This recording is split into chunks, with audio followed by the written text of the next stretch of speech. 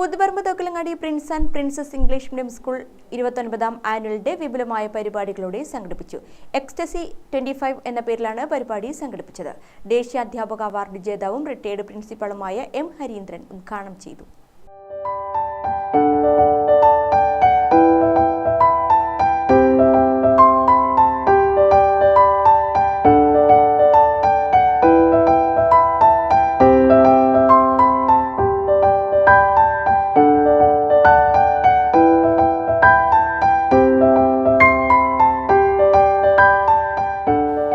രക്ഷിതാക്കളും വിചാരിക്കുന്നത് ഞങ്ങളുടെ ചോരയിൽ പിറന്നവൻ അല്ലെങ്കിൽ പിറന്നവൾ, ഞങ്ങൾക്ക് അവകാശപ്പെട്ടവൻ അവകാശപ്പെട്ടവൾ എന്നാണെങ്കിൽ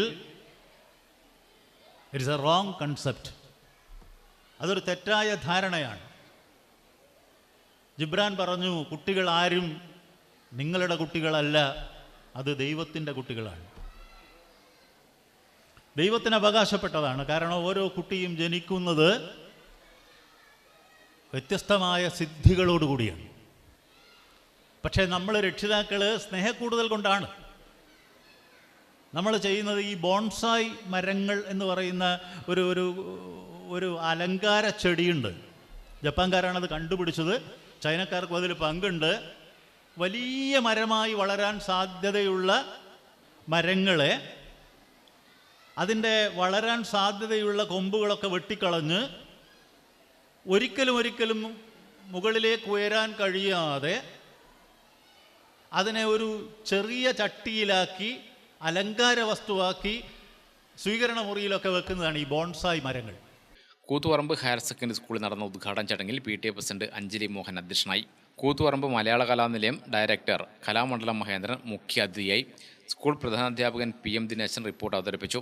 Koothuparamba educational society president Rajaneesh Kakkoth ഉപഹാര സമർപ്പണം നടത്തി. School manager K Balan, ward councillor MB Sreeja, Koothuparamba higher secondary school principal S Jayadev, B Kumaran, C Sujisha, CV Sudeep, P Ajitha, K Valsala, Gautham Krishna, B Sheeba തുടങ്ങിയവർ സംബന്ധിച്ചു. വിദ്യാർത്ഥികളുടെ വിവിധ കലാപരിപാടികളും അരങ്ങേറി.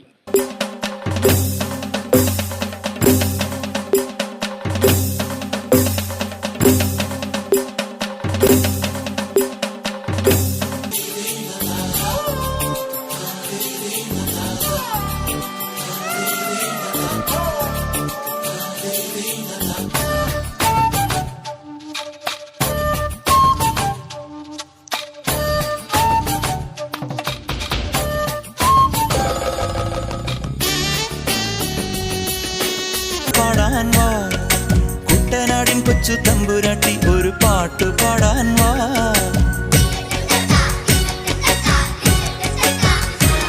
ഗ്രാമിക ന്യൂസ്, കൂത്തുപറമ്പ്.